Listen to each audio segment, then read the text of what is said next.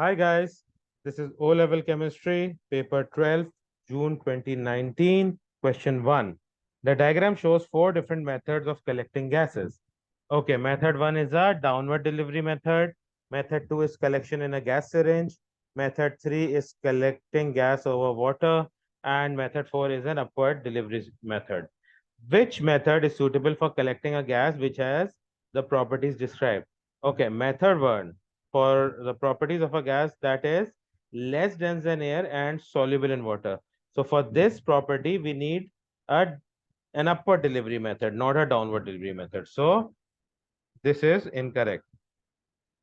For the second method, denser than air and soluble in water. Yes, if it is soluble in water, it cannot be collected over water. So we use a gas syringe. The third apparatus for less dense than air and soluble in water. So if it was soluble in water, we would not pass it through water to collect it. So this method is incorrect. And the last one, denser than air and insoluble in water. So if it was denser than air, we would use a downward delivery method, not an upward delivery method. So the correct option for this question is option B.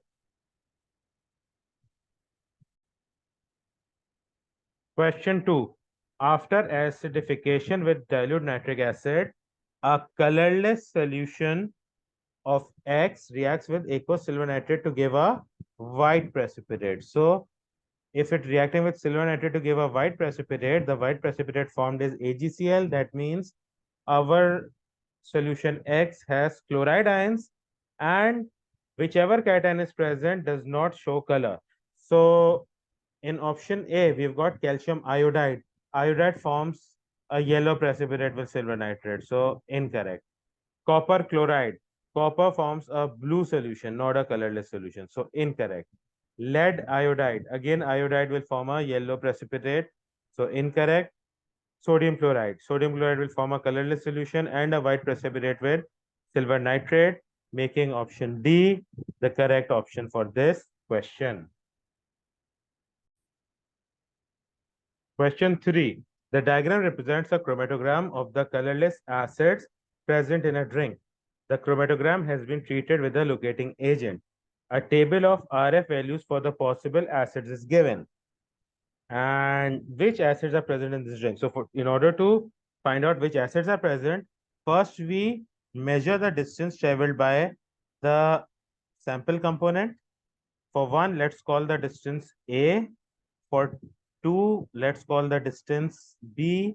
And for 3, let's call the distance C. We will actually use the scale to measure this. And we will measure the distance traveled by the solvent.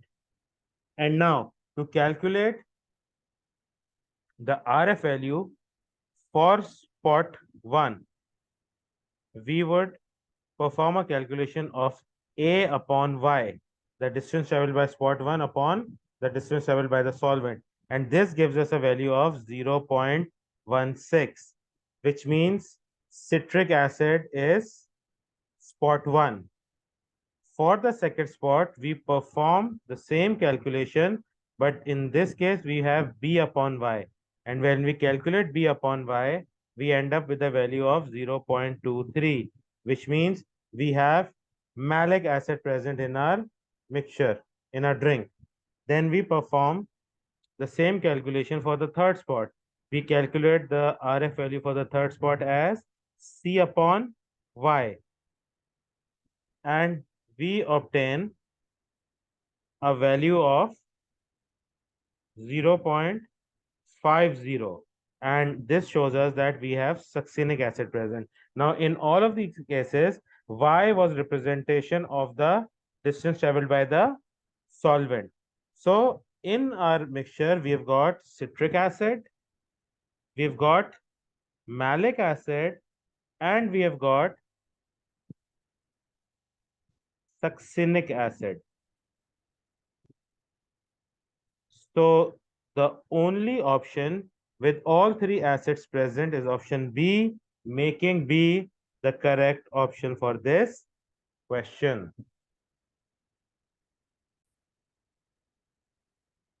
Question 4. Which gas will diffuse at the fastest rate at the same temperature and pressure? So in order to find out the diffusion of a gas, the rate of diffusion, its mass must be known. So let's calculate the mass. So the AR of argon is 40. The MR of C3H8 comes to 44. The MR of CO2 comes to 44. And the MR of F2 comes to 18. So the one with the lowest mass would diffuse at the fastest rate, which makes option D the correct option for this question. Question 5. Two particles, K positive and AR, can be written as K positive with a proton number of 19 and a nucleon number of 39, and AR with a proton number of 18 and a nucleon number of 40. Which statement about these particles is correct? AR has more neutrons than K positive. So in K positive, the number of neutrons is 39 minus 19, which gives us a value of 20. And for AR, it's 40 minus 18, which gives us a value of 22 neutrons. So this statement is correct. For B, K has more nucleon than AR. The nucleon number of potassium is 39 and AR is 40. So this statement is incorrect. C, K positive has 20 electrons. K positive has a proton number of 19 and it has a charge of 1. So 19 minus 1 gives us 18 electrons, not 20. So this is incorrect. And K positive has a greater mass than AR. The mass of K positive is 39 and the mass of AR is 40.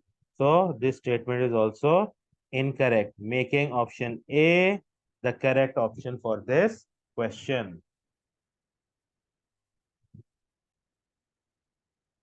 Question 6. A mineral deposit is found to contain small grains made entirely of the element carbon. Which properties will definitely be true for of the grains of carbon? They will be made of atoms arranged in layers. No, because we have the allotrope diamond along with graphite for carbon. So there are no layers present in diamond. So this is not necessary. They will be soft. This is also not necessary because graphite is soft, diamond is hard, and both are allotropes of carbon. They will burn to give carbon dioxide. Yes, carbon burns in oxygen to produce CO2.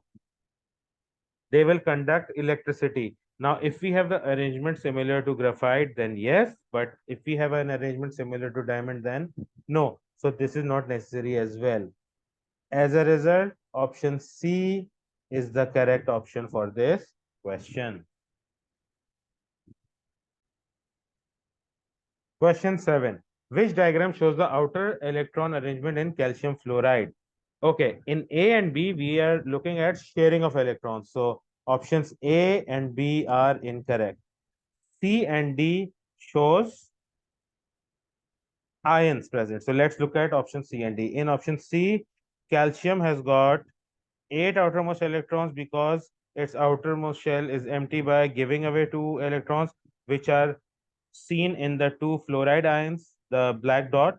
And fluoride ions also have a complete octet. So 7 electrons represented by X and 1 electron represented by a black dot. So structure shown in C appears correct. Let's look at D.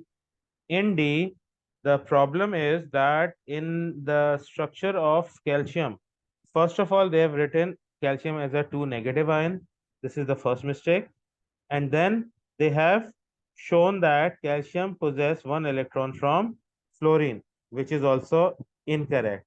So this makes option C the correct option for this question. Question 8. How many shared pairs of electrons are there in one carbon dioxide molecule?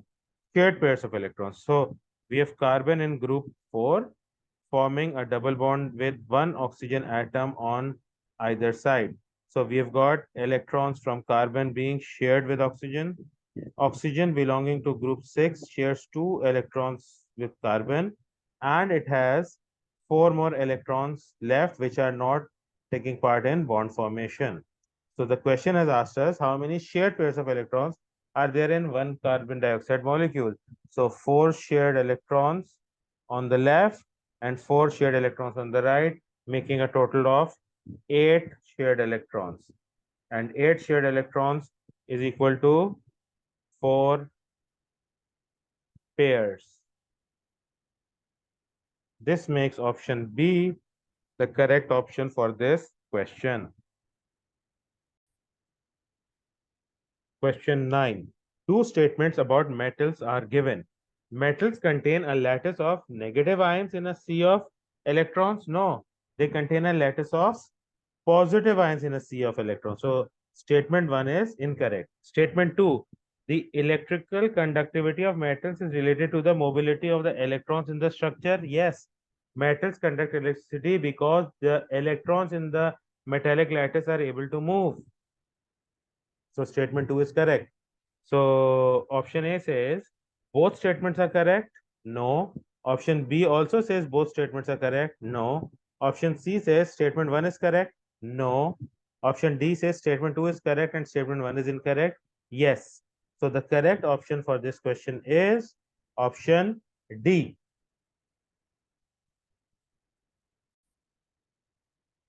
Question 10. Powdered calcium carbonate reacts with dilute hydrochloric acid to produce calcium chloride, water, and carbon dioxide.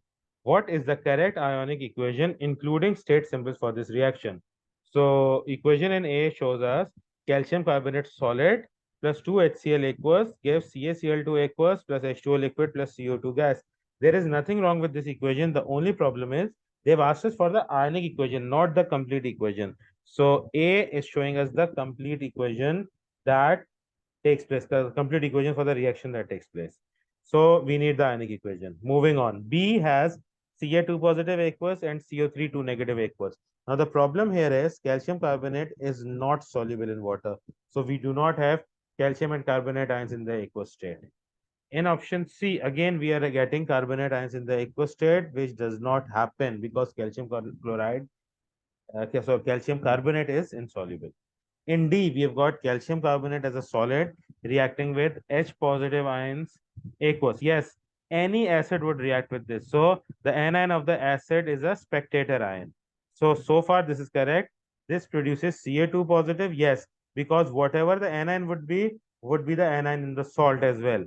And we have production of water and CO2. So this is the correct ionic equation for the given reaction, and A shows the correct complete equation for the reaction that takes place. So according to the question asked, option D is the correct option for this question.